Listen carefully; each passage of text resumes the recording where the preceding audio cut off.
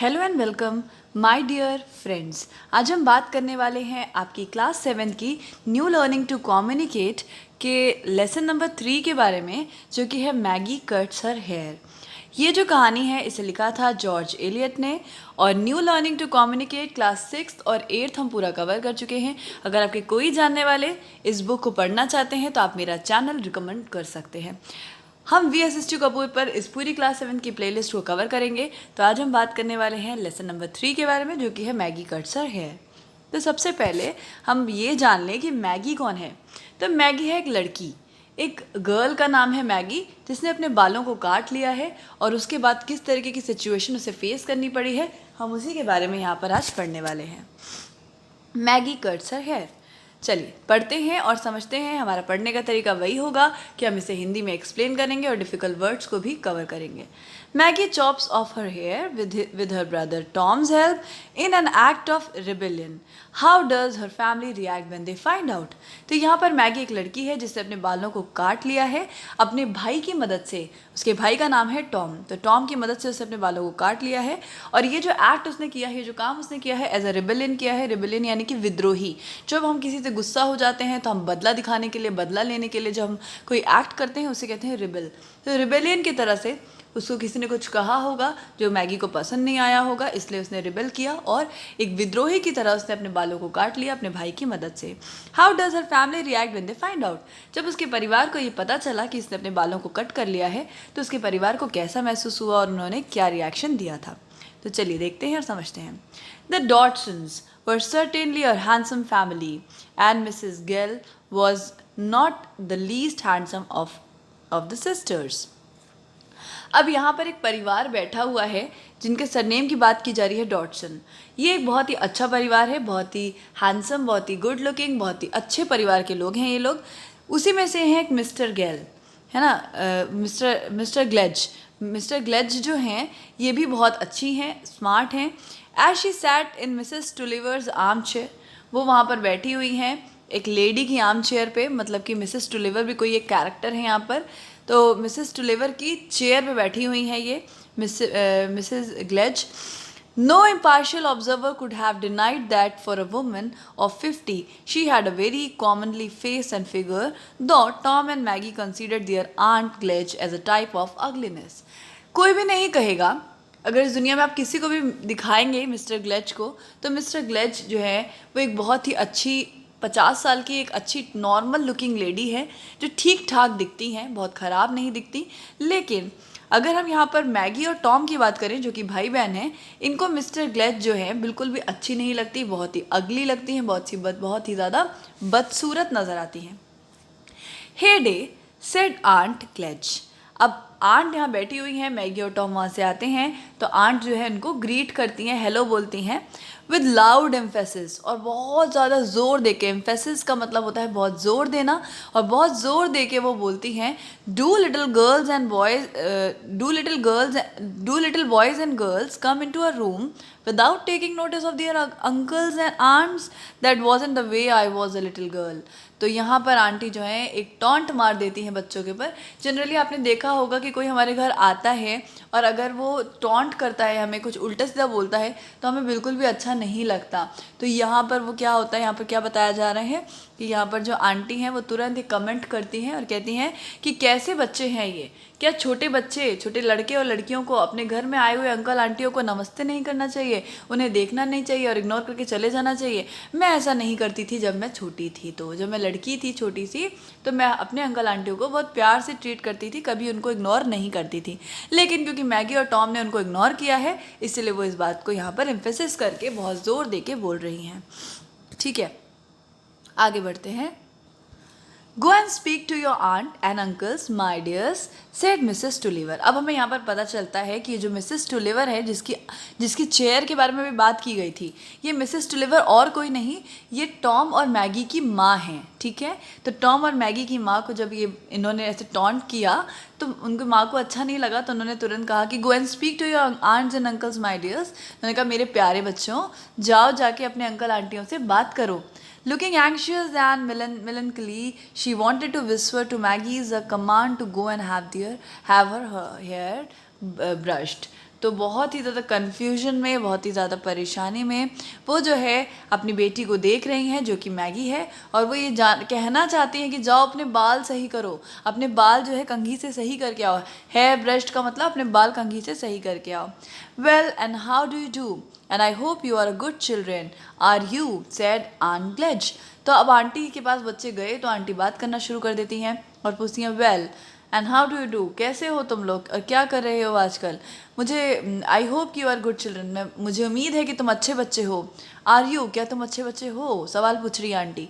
Said Aunt Glegg, look up Tom, look up, boys as go to the boarding school should hold their heads up. अब Tom को interest नहीं आ रहा है, Tom को मज़ा नहीं आ रहा है, तो टॉम जो अपना सर झुका के खड़ा है और आंट ग्लेच से बातें नहीं कर रहा। तो आंट क्या कहती है, look up Tom, look up, ऊपर देखो टॉम, ऊपर देखो। तुम्हें पता है बोर्डिंग स्कूल्स में जो बच्चे होते हैं, जो लड़के होते हैं, उनको अपना सर हमेशा ऊंचा रखना पड़ता है, सर ऊपर करके, सर नीचे झुकाना नहीं होता। लुक एट मी नाउ, और मेरी तरफ देखो। Tom declined that pleasure apparently for he tried to draw his hand away. लेकिन टॉम को इंटरेस्ट नहीं आ रहा है, तो उससे बिल्कुल भी मज़ा नहीं आ रहा है और वो इस चीज़ को इग्नोर कर रहा है, इससे पीछे भाग रहा है और अपना हाथ जो है पीछे खींच रहा है कि आंट से हमें बात ना करनी पड़े। Put your hair behind your ears Maggie and keep your frock on your shoulder. तो अब यहाँ पर आंट की आदत है लोगों को पिंच करने की। अभी तक वो टॉम को परेशान कर रही थी, अब वो मैगी को परेशान करने लगती हैं और कहती है मैगी अपने बालों को अपने कान के पीछे ले जाओ, इस तरह बिखरे हुए हैं तुम्हारे बाल। And keep your frock on your shoulder, तुम्हारी जो फ्रॉक है वो तुम्हारे कंधों से नीचे गिर रही है, उसे सही करो। Aunt Gledge always spoke to them in this loud, emphatic way as if she considered them deaf. ये जो आंट ग्लेज है ना, ये हमेशा इसी तरीके से चिल्ला चिल्ला के बातें करती हैं, एम्फेटिक यानी एम्फेसाइज करके, बहुत ज़्यादा दबाव डाल डाल के इस तरीके से चिल्लाती हैं वो, जैसे कि ये बच्चे बहरे हों और इन्हें सुनाई नहीं पड़ रहा हो। तो आंट का यही तरीका इन बच्चों को बिल्कुल भी पसंद नहीं आता है। I think the girl has too much hair. अब आंट को जो है कुछ ना कुछ कमेंट करते रहना है। तो आंट ग्लेच कहती है मुझे लगता है कि इस लड़की के सर पे बहुत ज़्यादा बाल हैं। I would have it thinned and cut shorter sister if I was you. तो क्या कहती है कि बहन यानी कि मिसेस टुलीवर मैगी की माँ से कहती हैं कि अगर मेरी बेटी होती ना ये, तो मैं इसके बालों को काट के थोड़ा पतला कर देती, बहुत ज़्यादा बाल है इसके सर पे। अगर मैं तुम्हारी जगह होती तो उसे पतला और छोटा कर देती इसके बालों को। It is in good for health. और कहती हैं कि ये जो इतने बड़े बड़े बाल अनटाइडी वे में फैले हुए हैं, ये सेहत के लिए बिल्कुल भी अच्छे नहीं हैं। No no said Mrs Tulliver. जैसे ही उन्होंने बाल काटने की बात की, तो यहाँ पर समझ में आता है कि मिसेस टुलेवर को अपनी बेटी के लंबे लंबे बाल ही पसंद हैं। तो वो कहती है नहीं नहीं, तुरंत मना करती हैं। द चाइल्ड्स हेल्दी ना, वो कहती नहीं नहीं, मेरी बेटी की हेल्थ बिल्कुल ठीक है, उसे कोई दिक्कत नहीं है। देयर इज़ नथिंग एल्स हर, और उसे कोई भी चीज़ ऐसी नहीं है जो बीमार कर रही है, उसके बाल उसको बीमार नहीं कर रहे। But it would be as well if Bessie would have the child's hair cut so as you'd lie smooth। तो बेसी कहीं ना कहीं इसके जो फादर हैं उसको भी जिक्र कर रही हैं आंट, और कह रही हैं कि ये बेटर होता कि अगर तुम लोग इसके बालों को काट देते, और ये जो है ज़्यादा अच्छी भी दिखती और ज़्यादा स्मूथ भी दिखती। Maggie said Mrs Tulliver beckoning Maggie to her and whispering in her ear. अब मैगी जो है मिसेस टुलेवर जो है मैगी से बोलती है मैगी, और बेकनिंग का मतलब होता है इंडिकेट करना, उसे इशारा करती हैं कि जाओ। विस्परिंग उसके कान में कहती हैं जाओ, जाके अपने बाल सही करो। डू फॉर शेम, कम से कम कुछ तो शर्म करो, लोग तुम्हें उल्टी सीधी बातें कह रहे हैं, तुम बाल बिखरा के क्यों घूमती हो। और ये जो माँ है अपनी बेटी को तुरंत भेज रही है कि जाके अपने बाल सही कर लो। I told you not to come in without going to Martha's first, you know I did. और फिर माँ कहती है मैगी से कि मैंने तो तुमसे कहा था ना कि जब लोग आएंगे तो उनसे मिलते हुए अंदर आना, तुम बिना मिले अंदर आते हो, तुम्हें कोई बात याद नहीं रहती, और उसके बाद लोग चार बातें सुनाते हैं और हमें भी सुनाते हैं। तो यहाँ पर माँ जो है अपनी बेटी के साथ नाराज़गी दिखाने की कोशिश कर रही है। चलिए, Tom come out with me whispered Maggie pulling her sleeves as she passed him.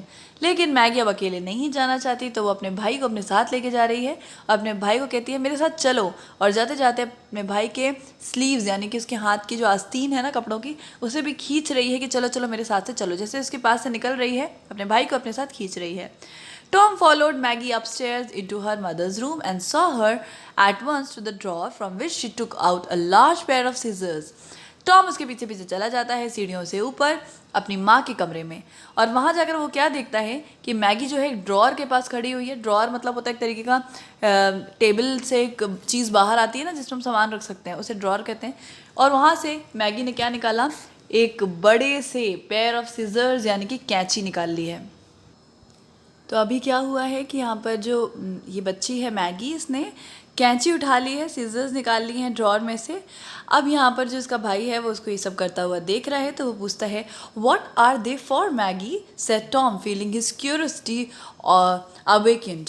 Awakened का मतलब होता है जाग जाना, क्यूरियोसिटी मतलब होता है एक अंदर से इच्छा, किसी चीज़ को जानने की जो बहुत तीव्र इच्छा होती है, बहुत कठिन इच्छा होती है कि हाँ जल्दी से कुछ पता चल जाए। तो उसकी समझ में नहीं आता कि मैगी ने कैंची क्यों उठाई है, तो वो पूछता है कि ये किस लिए उठाई है तुमने मैगी, और अपनी क्यूरियोसिटी को दिखाते हुए वो ये सवाल करता है। Maggie answered by seizing her front locks and cutting them straight across the middle of her forehead. Maggie जो है कुछ आंसर करती है, और आंसर करने के पहले ही वो अपने चेहरे से जो सर के आगे वाले बाल होते हैं ना उसे कट करती है, लॉक्स को, फ्रंट लॉक्स को कट करती है, बीच में से जो उसके सिर फोरहेड के बीच में जो बाल हैं उसे कट कर देती है। Oh my buttons Maggie, you'll catch it, exclaim Tom, you would better not cut any more off. तो यहाँ पर भाई जो है देखता है कि ये जो बहन है उसकी वो अपने बालों को कट करने में लगी हुई है, तो वो कहता है कि नहीं नहीं, यू विल कैच इट का मतलब है कि तुम परेशानी में पड़ जाओगी, तुम्हें डांट पड़ सकती है, इसलिए तुम ऐसा मत करो, बेटर कि अब तुम और बाल मत काटना। Snip went the great scissors again while Tom was speaking, and he couldn't help feeling it was rather good fun. Maggie would like so queer. तो यहाँ पर क्या होता है, ये जो भाई है ये पहले तो मना करता है कि नहीं नहीं तुम्हें ये सब नहीं करना चाहिए, लेकिन अभी वो जो मैगी है वो रुकती नहीं, स्निप यानी फिर से कैंची से काटती रहती है, काटने की आवाज़ आती है, और जो कैंची है वो कंटिन्यूस चला रही है। और इसके बाद टॉम को समझ में आता है कि मैगी को कुछ कहने का फ़ायदा नहीं है, तो वो इस मोमेंट का मज़ा लेने लगता है और उसको बहुत मज़ा आने लगता है। और जब वो हंसने लगता है, इन्जॉय करने लगता है, तो Maggi would look so queer, Maggi को बहुत ख़राब लगता है, बहुत ऑड फीलिंग आती है। क्वीर का मतलब बहुत ही बेकार सी फीलिंग आती है, अजीब सी फीलिंग आती है। Here Tom cut it behind for me, said Maggi, excited by her own daring and anxious to finish the deed. तो यहाँ पर मैगी अपने भाई से कहती है कि टॉम आओ मेरे पीछे के बाल काटो, मेरे लिए मेरे जो सर में पीछे बाल है ना उसे कट करो, आगे वाले लॉक्स तो मैंने कट कर दिए हैं। और वो ऐसा बोलते बोलते बड़ी एक्साइटेड नज़र आ रही है, जैसे कि वो कितनी डेयरिंग है, कितनी बहादुर है और कितनी एंशियस है, कितनी ज़्यादा उसके अंदर ये है कि जल्दी से ये काम ख़त्म कर दिया जाए। इस डीड को, इस काम को जो उसने उठाया है उसे जल्दी से जल्दी ख़त्म करने के लिए वो एंशियस है। ठीक है, तो अब देखते हैं आगे क्या होता है। आगे होता है never mind make haste. Haste का मतलब होता है जल्दी करो, act quickly, said Maggie giving a little stamp with her foot, her cheeks were quite flushed. अब यहाँ पर जो ये बच्ची है ये कहती देर मत करो, जल्दी करो, अपने पैर को पटकते हुए, उसके गाल लाल लाल हैं, और अपने भाई से कहती है कि एक्ट क्विकली, जल्दी आओ, कोई बात नहीं, जल्दी आओ और मेरे बालों को अच्छे से कट करो। ठीक है, the back locks were so thick, nothing could be more tempting to a lad who had already tasted the forbidden pleasure of cutting the pony's mane. अब यहाँ पर जो बच्चा है, लड़का है, ये बहुत बदमाश है, तो ये क्या कर रहा है, ये इसको मज़ा आ गया, इसने कहा चलो मज़ा आएगा बाल काटने में, है ना। तो वो जो है जाता है और फटाफट से उसके बाल काटना शुरू कर देता है, उसको लालच भी आ रहा है, बाल काटने का मन भी कर रहा है। तो एक बार क्या हुआ था, यहाँ पर एक स्टोरी बताई जा रही है कि ये जो लड़का है इसने एक बार माने, यानी होता है कि कोई भी एक पोनीज़ माने का मतलब है कि किसी भी जानवर के जो गर्दन के बाल होते हैं ना, गर्दन पे बाल नहीं होते, अक्सर घोड़ों के आपने देखा होगा या फिर शेरों के देखा होगा, तो ये जो बाल होते हैं ना उसको कहते हैं माने। तो उसने एक बार किसी जानवर के माने कट किए होंगे, इसीलिए उसको जो है मज़ा आया था उस काम में, और अब उसे फिर मौका मिल रहा है अपनी बहन के बाल कट करने का। तो the black locks were so thick, इतने मोटे हैं उसके बाल, nothing could be more tempting to a lad, एक बच्चे के लिए, एक लड़के के लिए इससे ज़्यादा कोई भी चीज़ लालच नहीं दे सकती, जिसने पहले भी एक बार कट करने की कोशिश की थी किसी जानवर के बालों को, लेकिन शायद वो नहीं कट कर पाया था, लेकिन अब उसे किसी के बाल कट करने का मौका मिल रहा है और उसे बहुत ही ज़्यादा मज़ा आ रहा है। You'll catch it, you know, said Tom, nodding his head and hesitating a little as he looked to the scissors. वो उसे मज़ा तो आ रहा है, लेकिन फिर भी वो अपनी बहन के बारे में सोच रहा है और कहता है कि तुम परेशानी में पड़ जाओगी, तुमको पता है ना। ये बोलते बोलते वो अपना सर हिलाता है जब वो कैंची की तरफ देखता है और कहता है कि नहीं नहीं, मैं बाल नहीं काट सकता तुम्हारे, तुम परेशानी में पड़ जाओगी। The log fails heavily on the floor and Maggi stood cropped in a jacked. तो यहाँ पर क्या होता है कि बाल बोलते बोलते वो बालों को कट कर देता है और उसके बाद जैसे ही बाल कट करता है वो बाल नीचे की ओर गिर जाते हैं, है ना। बाल stood cropped stood with her cut hair. तो मैगी जो है अपने कटे हुए बालों के साथ खड़ी है with rough sharp point sticking out, और वो जो है एक अनइवनली मैनर में वहाँ पर कटे हुए बालों के साथ खड़ी है। But with a sense of clearness and freedom, लेकिन अब उसे बहुत क्लैरिटी है कि उसने जो किया है सही किया है और उसे बहुत आज़ादी महसूस हो रही है। As if she had emerged from a wood into the open plain. और ऐसा लग रहा है जैसे वो जंगल से निकल आई, किसी बड़े जंगल में फंसी थी। वुड का मतलब है जंगल। किसी जंगल में वो फंसी थी और वहाँ से वो एक साफ जगह पे, अच्छी प्लेन जगह पे आ गई है और उसको इस तरीके की फीलिंग आ रही है, बहुत ही उसको फ्रीडम महसूस हो रहा है। Oh Maggie, said Tom, jumping around her and slapping his knees as he laughed. अब मैगी को देखने के बाद, मैगी के कटे हुए बालों के साथ उसको देखने के बाद जो टॉम है उसे बहुत मज़ा आ रहा है और वो जो है तालियां बजा रहा है, कूद रहा है और अपने घुटनों पे अपने हाथ से स्लैप कर रहा है, टैप टैप कर रहा है और हंस रहा है। Oh my buttons, what a queer thing you look at your self in the glass. कहता है कि ओ माय गॉड, तुम कैसी दिख रही हो, कितनी अजीब लग रही हो, अपने आप को शीशे में देखो। मैगी फेल्ट एन अनएक्सपेक्टेड पैंग। अब यहाँ पर मैगी को एक अजीब सा, जो उसने महसूस सोचा भी नहीं था, एक्सपेक्ट भी नहीं किया था, ऐसा पैंग यानी कि पेन यानी कि दर्द, ऐसा दर्द महसूस हुआ, उसे बहुत हर्ट हुआ। She didn't want her hair to look pretty, that was out of the question. She only wanted people to think her a clever little girl and not to find fault with her. वो ये तो नहीं चाहती थी कि वो सुंदर दिखे, वो ये तो नहीं चाहती थी कि वो अपने बालों को इतना अच्छा काट ले कि वो बहुत अच्छी दिखने लगे, लेकिन एटलीस्ट वो ये चाहती थी कि लोग उसको बोलें कि ये कितनी समझदार लड़की है और इसमें जिसके बालों को लेकर गलतियाँ निकालते हैं वो निकालना बंद कर दें। But now when Tom began to laugh at her and said she looked like an idiot, the affair had quite a new aspect. लेकिन अब जब टॉम उसके ऊपर हंसने लगा है और उसको बता रहा है कि वो एकदम बेवकूफ़ लग रही है, क्योंकि ये चीज़ जो है उसे अजीब लगने लगी है और अब इस कहानी में एक नया मोड़ आ चुका है। न्यू आस्पेक्ट यानी एक नया मोड़ आ चुका है। She looked in the glass and still Tom laughed and clapped his hands. वो लड़की अपने आप को शीशे में देख रही है और उसका भाई कंटिन्यूसली तालियां बजा बजा के हंस रहा है। Maggie's cheek began to pale and her lips to tremble a little. अब मैगी के गाल जो है एकदम, उसका जो चेहरा है, गाल है, वो पीले पड़ने लगे हैं, नहीं नर्वस होने लगी है वो, और उसके जो होठ हैं वो कांपने लगे हैं। Oh Maggie, you will have to go down to dinner directly, said Tom. Oh my, Tom कहता है अब तुम क्या करोगी, तुम इतनी इडियट लग रही हो, अब तुम्हें नीचे जाके सीधा डिनर करना है, तुम कैसे नीचे जाओगी। और टॉम जो है सारे क्वेश्चंस कर रहा है और कंटिन्यूसली उसके ऊपर हंसता जा रहा है। ठीक है, तो अब हम देखते हैं आगे क्या होता है। Don't laugh at me Tom, said Maggie in passionate tone with an outburst of angry tears, stamping and giving him a push. अब आपके ऊपर कोई हंसे तो आपको कैसा लगेगा, खराब ही लगेगा ना। तो यहाँ पर मैगी को बहुत बुरा लग रहा है और चिल्ला के कहती है मुझ पर मत हंसो टॉम, मेरे पर हंसो मत।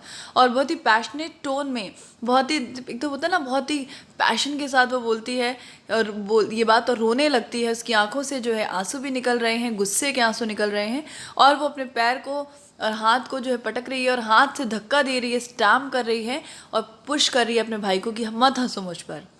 Now then spitfire. अब यहाँ पर स्पिट फायर का मतलब होता है person with a fierce temper, मतलब कि जिसका टेम्पर लूज होता है, जो हमेशा गुस्सा, अचानक से गुस्सा हो गया। Said Tom. तो टॉम ने कहा कि तुम तो ऐसी हो ही, तुम्हें तो हर समय गुस्सा आ जाता है तुरंत में। What did you cut it for? Then, अगर तुम्हें इतना ही बुरा लग रहा है तो तुमने अपने बाल काटे क्यों थे? I shall go down and I can smell the dinner going in. तो तुम यहाँ बैठो, मैं जा रहा हूँ और मुझे स्मेल आ रही है कि डिनर बन गया है, बाहर आ रहा है और मैं जा रहा हूँ डिनर करने और तुम बैठी रहो यहाँ पर। He hurried downstairs and left poor Maggie to the bitter sense of the irrevocable, which was almost an everyday experience of her small soul. अब यहाँ पर वो लड़का जो है नीचे चला गया सीढ़ी से उतरकर और मैगी को उसने वहीं पर छोड़ दिया। अब मैगी जो है बड़ी परेशान है क्योंकि उसके साथ एक इरिवोकेबल चीज़ हुई है। इरिवोकेबल मतलब होता है एक ऐसी चीज़ जिसे आप ठीक नहीं कर सकते, एक बार गड़बड़ हो गई तो हो गई। Which was almost an everyday experience of her small soul. और हर दिन मैगी के साथ कुछ ना कुछ ऐसा हो ही जाता है कि जिसे वो ठीक नहीं कर पाती।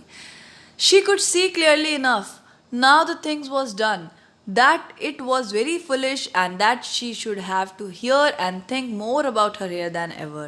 तो उसने कहा अब उसे यहाँ पर समझ में आ रही हैं चीज़ें, क्लियरली समझ में आ रही हैं कि जो चीज़ें हो गई, जो चीज़ें उसने कर दी वो बहुत ही बेवकूफ़ी भरी चीज़ें थीं और अब उसे अपने बालों के लिए सुनना पड़ेगा इतना ज़्यादा जितना उसने कभी भी नहीं सुना होगा। लोग उसके बालों को लेकर टॉन्ट ज़रूर करते थे लेकिन अब जितना टॉन्ट करेंगे इतना कभी किसी ने टॉन्ट नहीं किया होगा। Maggi, you little silly, said Tom peeping into the room 10 minutes after। तो मैगी जो है वहाँ पर अकेली बैठी हुई है और टॉम जो है आता है वापस, क्योंकि उसका भाई है तो चला तो गया था छोड़ के, लेकिन वापस आता है और बोलता है मैगी यू लिटिल सिली। तो बोलता है अरे छोटी मोटी पागल लड़की, इस तरीके से बोलते हैं ना प्यार से, वैसे बोलता है said Tom peeping into the room 10 minutes after. 10 minute बाद वो कमरे में झाँक कर उसे पागल बुलाता है और झाँकता है। Why don't you come and have you dinner, तुम नीचे क्यों नहीं आ रही, चलो चल के डिनर करो। There is a lot of goodies, mother says you are to come, mother says you are to come, what are you crying for, the little spoony, your little spoony. तो कहता है कि बाहर नीचे बहुत अच्छा अच्छा खाना बना है, चलो चलो खाना खाते हैं, मम्मी ने तुम्हें बुलाया भी है, लेकिन तुम रो क्यों रही हो, क्या तुम भूखी हो। स्पूनी मतलब भूखी हो, क्या तुम भूखी हो। Oh it was dreadful, Tom was so hard and unconcerned, if he had been crying on the floor Maggie would have cried too, and there was the dinner, so nice, she was so hungry, it was very bitter। अच्छा, अब कहानी ऐसी है कि generally जो sisters होती हैं, जो बहनें होती हैं या लड़कियां होती हैं, वो बहुत ही सेंसिटिव होती हैं। अगर कोई रोता है, कोई परेशान होता है, वो भी साथ में परेशान हो जाती हैं, लेकिन लड़के जनरली इतने ज़्यादा सेंसिटिव नहीं होते। तो अब यहाँ पर एक बात सामने आती है कि ये कितने ड्रेडफुल है, ये कितने टेरेबल, कितना भयानक है कि अगर टॉम रो रहा होता, अगर टॉम को कोई फ़र्क नहीं पड़ रहा है इस समय, लेकिन अगर टॉम रो रहा होता ज़मीन पे बैठकर तो मैगी भी साथ में बैठकर रोती। लेकिन यहाँ पर टॉम जो है उसके ऊपर गुस्सा करके उसे छोड़ के अकेला चला गया था, तो अब उसे सारी चीज़ें रियलाइज़ हो रही हैं, उसे लग रहा है कि वो भूखी भी होगी और अकेले परेशान भी है और मैं उसको सपोर्ट नहीं कर रहा। But Tom was not all together hard, लेकिन टॉम इतना भी बुरा नहीं है, इतना भी कठोर नहीं है। He went and put his head near her and said in the lower comforting tone। वो जाता है और अपना सर मैगी के पास रखता है, मैगी के सर के पास, और उसे थोड़ा सा रिलैक्स करने की आवाज़ में बोलता है Won't you come then Maggi, Maggi क्या तुम नहीं आओगी नीचे। Shall I bring you a bit of pudding when I have had mine and custard and things। तो कहता है कि क्या मैं जाके खाना खा लूँ और तुम्हारे लिए कुछ खीर, कुछ कस्टर्ड, कुछ चीज़ें ले आऊँ क्या। Yes, said Maggie, beginning to feel life a little more tolerable। अभी तक तो उसे लग रहा था मैगी को कि लाइफ बिल्कुल ख़राब है, कोई सपोर्ट नहीं करेगा, चार बातें भी सुनाएंगे, लेकिन अब उसे ज़िंदगी थोड़ी सी बेटर लगने लगी। उसे लगने लगा कि अब वो बर्दाश्त कर सकेगी और वो कहती है हाँ ठीक है तुम खाओ और मेरे लिए ले आना। Slowly she rose from amongst her scattered logs and slowly she made her way downstairs। तो धीरे धीरे मैगी से रहा नहीं गया और वो धीरे धीरे उठती है, अपने कटे हुए बालों के बीच में से बाहर आती है और धीरे धीरे सीढ़ियाँ उतरने लगती है। Then she stood leaning with one shoulder against the frame of the dining parlor door। और इसके बाद वो अपना कंधा एक दरवाजे की तरफ फ्रेम की तरफ टिका देती है, जहाँ से वो डाइनिंग रूम, जहाँ पे डाइनिंग टेबल होता है, जहाँ खाना खाया जाता है, वहाँ पर झाँक के देख सकती है। When it was ajar। अब वहाँ पर जो है वो जाके झाँक के देख रही है। अजर का मतलब होता है अ डोर स्लाइटली ओपन, दरवाज़ा हल्का सा खुला भी हुआ है। She slipped in and went towards the empty chair. वो धीरे से खिसक के एक खाली चेयर में जाके बैठ जाती है। But she had no sooner sat down than she repented and wished herself back again. पर जैसे ही वो वहाँ बैठती है उसे महसूस होता है कि वो यहाँ क्यों आ गई, उसे वापस चले जाना ही चाहिए था, या फिर उसे यहाँ पर आना ही नहीं चाहिए था। यहाँ पर Mrs Tulliver gave a little scream as she saw her and felt she such a turn that she dropped the large gravy spoon into the dish which the almost serious result to the tablecloth. लेकिन जैसे ही उसकी माँ उसको देखती है, उसकी माँ की चीख निकल जाती है। शी लिटिल स्क्रीम, थोड़ा सा चीखती है वो, और जैसे ही वो उसे देखती है उसके हाथ से, जो उसके हाथ में चम्मच है वो नीचे गिर जाता है, कटोरे में, और इसकी वजह से दाल या जो कोई भी सब्जी उसमें होगी वो बाहर निकलकर टेबल क्लॉथ पर पड़ जाती है। Mrs. Tulliver's scream made all eyes turn toward the same point as her own. जैसे ही मिसेस टुलिवर चिल्लाती हैं, चीखती हैं, तो सब देखने लगते हैं कि ये क्या देखकर चीखी, और जहाँ वो देख रही होती है वहीं सब देखने लगते हैं। Maggie's cheeks and ears began to burn. और मैगी एकदम डर जाती है, उसकी गाल और उसके कान एकदम गर्म हो जाते हैं टेंशन की वजह से। While Uncle Gledge, a kind-looking white-haired old gentleman said, लेकिन जो आंट ग्लेज के हस्बैंड हैं मिस्टर ग्लेज, अंकल ग्लेज, वो बड़े अच्छे आदमी हैं, काइंड हैं, और उनके बाल पूरे सफ़ेद हैं, लेकिन वो एक जेंटलमैन है, अच्छे आदमी हैं। Heyday, what's little girl's this? Why I don't know her? Is it something like girl you have picked up in the road, Kezia? तो यहाँ पर वो मजाक के उस मूड को चेंज करने के लिए मजाक करते हैं और कहते हैं ये कौन बच्ची है, क्या मैं ऐसे नहीं जानता, क्या ये वही बच्ची है जैसे तुम सड़क से उठा के लाई थी? तो यहाँ पर वो टॉपिक चेंज करने की कोशिश कर रहे हैं क्योंकि माहौल बहुत सीरियस हो रहा है। Why she's gone and cut her hair herself, said Mr. Tulliver in an undertone to Mr. Dean, laughing with much enjoyment. तो यहाँ पर जो उसके पापा हैं, इस बच्ची के पापा, मैगी के पापा, वो कहते हैं इस बच्ची ने अपने बाल खुद से क्यों काट लिए, और ये बोलते बोलते वो अपने किसी दोस्त के साथ हंसने लगते हैं। Why little miss you have made yourself look funny, said Uncle Pullet. Uncle पुलेट वहाँ बैठे होते हैं, वो कहते हैं छोटी बच्ची, छोटी लड़की, क्यों तुमने अपने आप को मजाकिया बना लिया है, तुम्हें देखकर इतनी हंसी आ रही है। She is a naughty child, as I'll break her mother's heart, said Mrs. Tulliver with tears in her eyes. अब यहाँ पर उसको पता चलता है कि जो मिसेस टुलिवर हैं, यानी जो उसकी मम्मी हैं, उनको बहुत हर्ट हुआ है, और वो कहती हैं कि ये बच्ची बहुत बदमाश है और वो मेरा दिल तोड़ना चाहती थी और इसीलिए उसने ये सब किया है। ऐसा बोलते बोलते मिसेस टुलिवर यानी मैगी की मम्मी की आंखों में आंसू आ जाते हैं। Maggie seems to be listening to the chorus of the reproach and insult. अब वो जो है मैगी वहाँ बैठी बैठी जो पूरा कोरस जो चल रहा है, यहाँ पर पूरा का पूरा सब कुछ चल रहा है रीअप्रोच यानी कि डिसअपॉइंटमेंट के साथ, दुख के साथ, नहीं अच्छा लग रहा है उसको, लेकिन उसे सुनना पड़ रहा है। Her feeble power of defiance left her in an instant. और जो उसके अंदर जो एक पावर थी कि वो लोगों को जो है ओबे नहीं करती थी, लोगों की बात नहीं मानती थी, और उसी के कारण वो एक बहुत इंस्टेंटली बहुत बड़ी परेशानी में फंस चुकी है। Her heart swelled and getting up from her chair. उसका जो दिल है वो उसे भर आया है और वो चेयर से उठती है। She ran to her father, और अपने पापा के पास जाती है, and her face on his shoulder, और अपना चेहरा अपने पापा के कंधों पे रख लेती है। And burst out into loud सोबिंग, और वो सुबक सुबक के रोने लगती है ज़ोर ज़ोर से। कम कम माई वेंच। अब पापा जो हैं, पापा लोग जनरली अपनी बेटियों के आगे पिघल जाते हैं, तो वो कहते हैं कम माई वेंच, कम, अरे कम ऑन बेटी, बेटी मेरी मेरी मेरी लड़की, said father soothingly putting his arms around her. Never mind, you was I the right to cut it off if it plagued you. तो उसने कहा कि तुम जो हो सही हो, तुमने जो किया अच्छा किया है, तुम्हारी जगह मैं भी होता तो यही करता, तुमने अच्छा किया, अगर तुम्हारी बात तुम्हें तकलीफ दे रहे थे तो तुम्हें कट कर दिया। उसको जो है नॉर्मलाइज करने की कोशिश करते हैं। Give your over crying, Father will take your part, delicious words of tenderness। कहते हैं कोई बात नहीं, रोना छोड़ो, फादर जो हैं तुम्हारे साथ, थोड़ा सपोर्टिंग वे में कहते हैं, और यहाँ पर जो है मैगी को थोड़ा अच्छा सा फील होता है। How your husband does spoil the child, Bessie। तो यहाँ पर लेडी मिसेस ग्लेज जो कि काफ़ी देर से शांत बैठी थी, उनको टॉन्ट मारने का मौका मिल गया है। वो कहती है तुम्हारा हस्बैंड, अपनी उस मिसेस टुलिवर से कहती है बेसी प्यार से बुलाती होंगी उनको, तो कहती है बेसी तुम्हारे हस्बैंड किस तरीके से तुम्हारी बच्ची को बर्बाद कर रहे हैं। In a loud aside to Mrs Tulliver, it will be ruin of her if you don't take care. ये इसे बर्बाद कर देंगे अगर तुमने ध्यान नहीं दिया। Mrs. Tulliver's domestic sorrow seemed at this moment to have reached the point at which insensibility begins। अब यहाँ पर जो है जो उनके एक घर परिवार के जो दुख दर्द हैं वो सामने दिखने लगे हैं मिसेस टुलिवर के, और वो जो है उन्हें दिख रहा है कि सब कुछ कितना इनसेंसिटिव है, कुछ भी अच्छा नहीं है, और कोई जो है इसी तरीके से बिहेव कर रहा है। She took no notice of her sister's remark. वो अपनी बहन मिसेस ग्लेज के ऊपर बिल्कुल भी ध्यान नहीं देती, but threw back her cap string and serve the pudding with silent resignation.